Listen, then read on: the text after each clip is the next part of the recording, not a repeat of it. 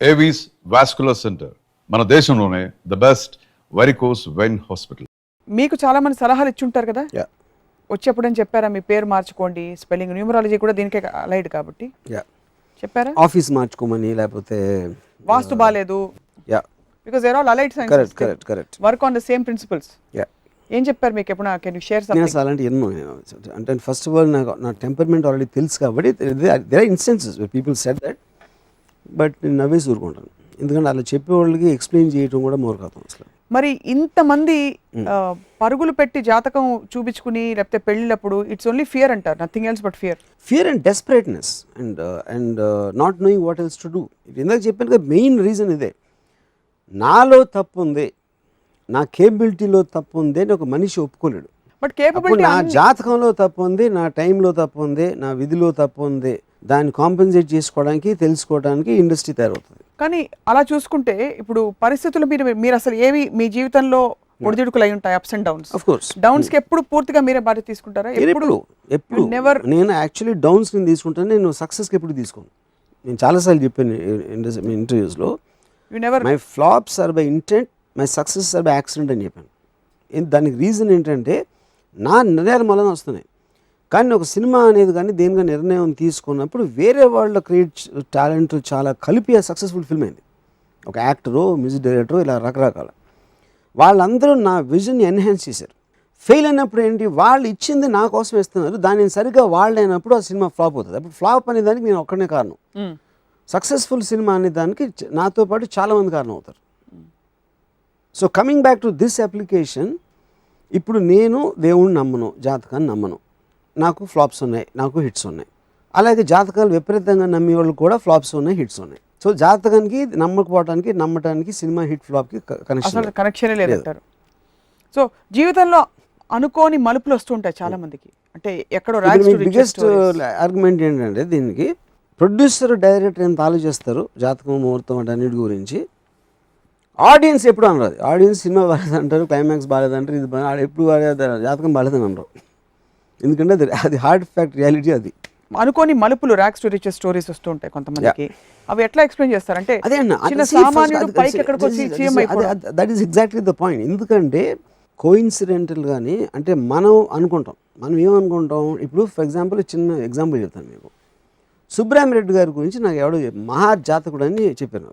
ఎందుకు మహాజాతకుడు? ఎంత డబ్బు ఉన్నాయని, ఏం ఇల్లు ఉంది అసలు. సుబ్రహ్మరెడ్డి గారి ఇల్లు ఉంటే జూబ్లీ హిల్స్లో, రోడ్ నెంబర్ 1 బంజారా హిల్స్లో, నాగేశ్వరరావు గారికి చూడటానికి వచ్చిన టూరిస్ట్ బస్సులన్నీ ఆయన ఇంటికి ఉంది. ఎందుకంటే he's house was looking better than Nageshwar.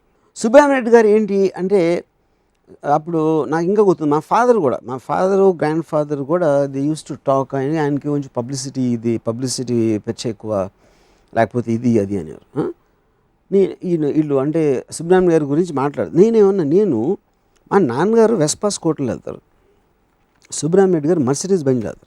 వీళ్ళు సుబ్రహ్మణ్యం గురించి మాట్లాడటానికి వీళ్ళకి అర్హత ఏంటి? సుబ్రహ్మరెడ్డి గారు ఆయన పబ్లిసిటీ ఇష్టమా లేకపోతే ఏది ఉన్నా అది పక్కన పెట్టి, ఆయన ఎక్కడి నుంచి వచ్చి స్టేజ్కి వచ్చారు, దాని కారణాలు అనేది మీరు నిశ్చితంగా పరిశీలించి దాన్ని అబ్జర్వ్ చేసి ఏ రీజన్ తోటి వచ్చాడు, దాని తర్వాత మీరు కేపబిలిటీ ఉందా లేదా అని చూడాలి. కానీ అవి ఏమీ చూడకుండా మీరు పైన ఇలాంటి టెంపర్మెంట్ వలన ఆయన జాతకం ఉంది, టైం బాగుంది, ఏదో చేసాడంటే, ఎందుకంటే మీకు కేపబిలిటీ లేదు కాబట్టి you are looking at only superficial things of mister Subrahmareddy, you know. So దాని తర్వాత సుబ్రహ్మరెడ్డి గారు చేసింది నేను చేయలేకపోయినా, నేను చేయలేనా, నువ్వు చేయగలవా, అసలు ఫస్ట్ ఆఫ్ ఆల్ ఏం చేశాడో నీకు తెలుసా, ఆయన ఎలా పైకి వచ్చాడో నీకు తెలుసా, అవి ఏమీ తెలియకుండా you only listen to what is convenient you. But on this, ఎందుకంటే టైం బాగుంది పైకి వచ్చేసాడు అనేది ఈజియెస్ట్ ఎక్స్ప్లెనేషన్ ఎవరికోసమైనా. మీ పాయింట్ అర్థమైంది. అయితే ఆర్గ్యుమెంటేటివ్గా ఉండడానికి మాత్రం కాదు, కానీ నిజంగానే అలా చూసే సుబ్రహ్మరెడ్డి గారి జీవితంలో లేకపోతే ఇంకొక గొప్ప వ్యక్తి జీవితంలో వాళ్ళు జాతకాలని ఎంతవరకు ఆసరాగా తీసుకుని వాళ్ళకి ఏ విధంగా తోడ్పడ్డాయనే విషయం కూడా మీకు కానీ నాకు కానీ ఎవరికి తెలిసే అవకాశం ఉండదు. కరెక్టే. సుబ్రహ్మరెడ్డి గారు I think he believes in God and జాతకం మోర్ దెన్ ఎనీబడి ఎల్స్. నాకు తెలిసినోడు నేను చెప్పేది. కానీ ఆయన పైకి రావటానికి దానికి ఆయన నమ్మొచ్చు, కానీ నేను నమ్మను. అది నా పర్స్పెక్టివ్ అది. చాలామంది సక్సెస్ఫుల్ పీపుల్ నమ్ముతారు, ఫెయిల్యూర్ పీపుల్ కూడా నమ్ముతారు. And same thing related to God. మీరు ఇందాక ఇది చెప్పాను కదా, నేను జాతకం ముహూర్తాన్ని నమ్మని నాకు హిట్లు వచ్చినాయి, నమ్మే వాళ్ళకి ఫ్లాప్స్ వచ్చినాయి. దానికి కనెక్షన్ లేదు. కనెక్షన్ లేదని మీ పర్స్పెక్టివ్. యా ఆబ్వియస్లీ కనెక్షన్ ఉండొచ్చని వాళ్ళ పర్స్పెక్టివ్. ఉందన్న పర్స్పెక్టివ్. ఎందుకంటే they can't live without that thing. Constantly మీరు ఒక టైము, డెస్టినీ, గాడ్కి మీరు ఇవ్వటానికి, ఎందుకంటే మీలో మీకు ఒక మీ ఎగ్జిస్టెన్స్ అండర్స్టాండ్ చేసుకునే కెపాసిటీ మీకు లేదు కాబట్టి you're relying upon believing something else. So దానికి ఎక్స్టర్నల్ సక్సెస్కి అంటే ఇప్పుడు నాకు for example Subrahmareddy garu is greater than God for me. ఎందుకంటే దేవుణ్ణి అందరూ పూజిస్తారు, అందరూ సుబ్రహ్మణ్యం రాలేదు కదా.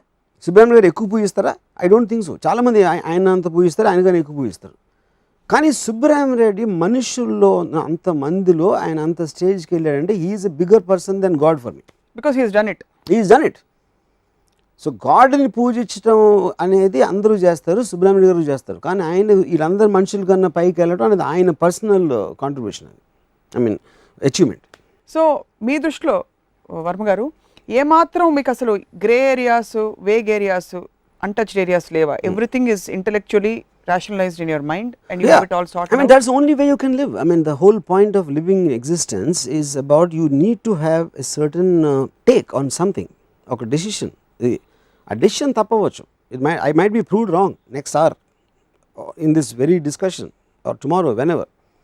Kani at the time I'm physically, I'm emotionally or intellectually taking a decision to have a certain feeling or a reason, I need to have a clarity on what I'm doing. What is it I'm thinking at this time? A thinking లేనప్పుడు you are just like a free flowing object there without any kind of a standing. And you feel 90% of the people are there or majority of the 99. people? 99. Oh, 9 పెంచారన్నమాట. Yeah. So జాతకాలు చూపించే చాలామంది astrologers వాడు చూస్తున్నారు కార్యక్రమం. డెఫినెట్గా వాళ్ళు ఫేస్బుక్లో పెట్టడము, మిమ్మల్ని నన్ను కాంటాక్ట్ చేసే ప్రయత్నం చేయడం, టాలీవుడ్ టీవీని చేయడం. ఇంకా అది వాళ్ళకి అదరి ఒక్కసారి మీ జాతకాలు, ముహూర్తాలు వాళ్ళు చూసి వాళ్ళకి అదర్ సైడ్ ఫ్రెండ్స్ కూడా ఉంటారు కాబట్టి శక్తులు వాళ్ళని పట్టుకుని నాకు ఒక శాపం కూడా పాడేమని చెప్పండి. శాపం కాదు, ఒక్కసారి ఒక 5 నిమిషాలు మీరు అవకాశం ఇస్తే, 5 minutes మీరు అవకాశం ఇస్తే మీ జాతకం వేసి చూపిస్తారు. అదే వాళ్ళు పంపిస్తూ ఉంటారు. అంటే జాతకం వేసి ఇంతవరకు మీ జీవితం ఇలా ఎందుకుంది, మీ గ్రహస్థితి ఎందుకు మిమ్మల్ని ఇలా పీడిస్తుంది, ఏ గ్రహస్థితి మిమ్మల్ని ఇలా పీడించి ఇలా తీసుకొచ్చింది అంటే అపనమ్మకం వైపు అని కూడా చెప్తారు. అవును చెప్తారు. That is there I mean whole point. అసలు ఫండమెంటల్స్ ఆఫ్ జాతకం అని మీరు స్టడీ చేస్తారా? అంటే what the premise of astrology?